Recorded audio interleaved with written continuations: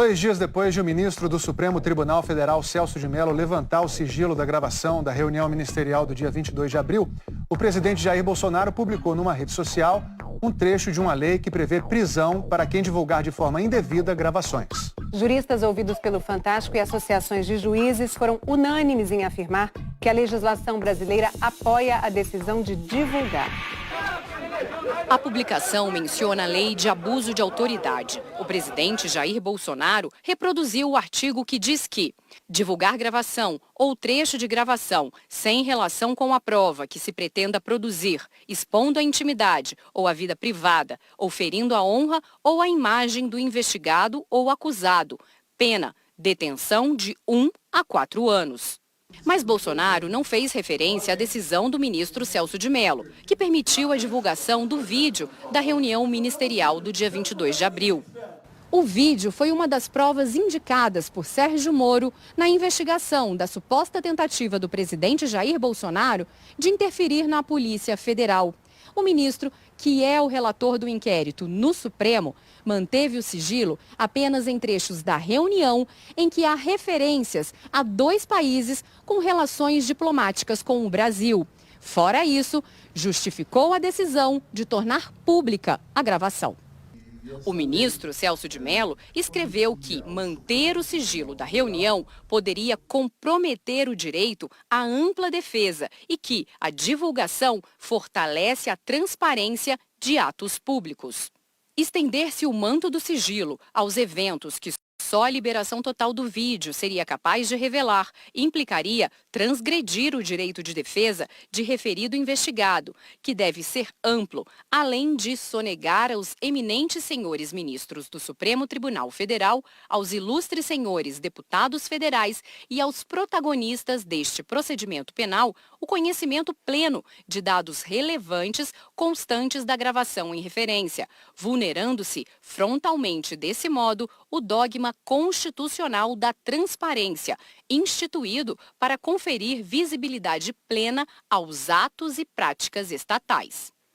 O ministro disse ainda que não verificou discussão de temas que tivessem relação com a segurança nacional, nem houve ofensa ao direito de intimidade dos participantes da reunião.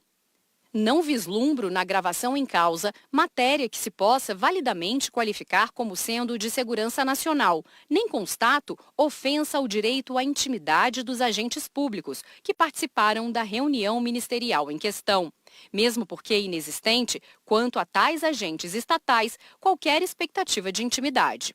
Para este professor de Direito Constitucional, a decisão de Celso de Mello não pode ser considerada abuso de autoridade.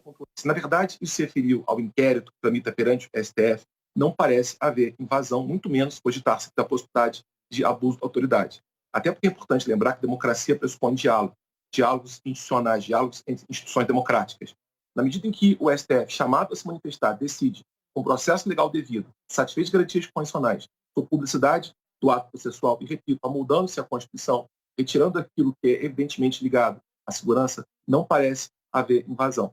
O jurista Walter Maierovitch também considera que não houve nenhuma ilegalidade na divulgação do vídeo. Ele explica que Celso de Mello argumentou exaustivamente os motivos para derrubar o sigilo. No caso concreto, o ministro Celso de Mello colocou exaustivamente os motivos constitucionais e ainda ressaltou que não havia ali questão de segurança nacional. Portanto, a decisão, sob o ponto de vista jurídico, não é abusiva, não existe nenhum abuso ou ilegalidade ou ilegitimidade constitucional. É uma garantia do magistrado. E o texto que ele mandou excluir, manter sob sigilo, ele explicou que era para evitar um eventual ou possível atrito a nível de relações internacionais, mas nada de segurança nacional. A Associação dos Juízes Federais do Brasil, a AJUF, divulgou uma nota. Quando o presidente da República divulga em suas redes sociais um trecho da Lei de Abuso de Autoridade para, ao que tudo indica, ameaçar um ministro do Supremo Tribunal Federal, demonstra de forma clara a tentativa de criminalizar a atividade jurisdicional. Disse ainda que os demais poderes da República devem, como se espera, respeitar a isenção e a independência do judiciário. Para qualquer questionamento às decisões judiciais, cabem os recursos previstos em lei. Não se pode admitir qualquer tentativa, ainda mais perante a população, que busque enfraquecer ou criminalizar a atividade jurisdicional.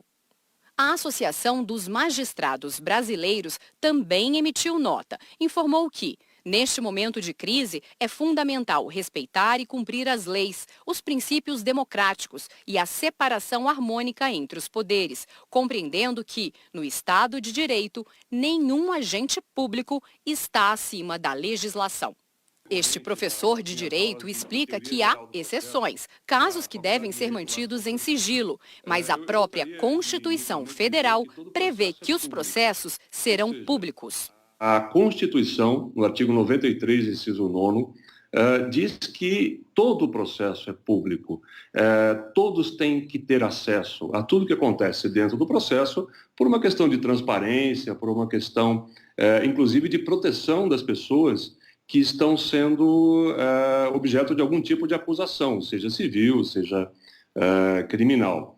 Então, esse é o pressuposto, a publicidade dos processos em todos os seus atos, não é? E esse compromisso, o Poder Judiciário brasileiro tem se desincumbido de uma forma bastante intensa.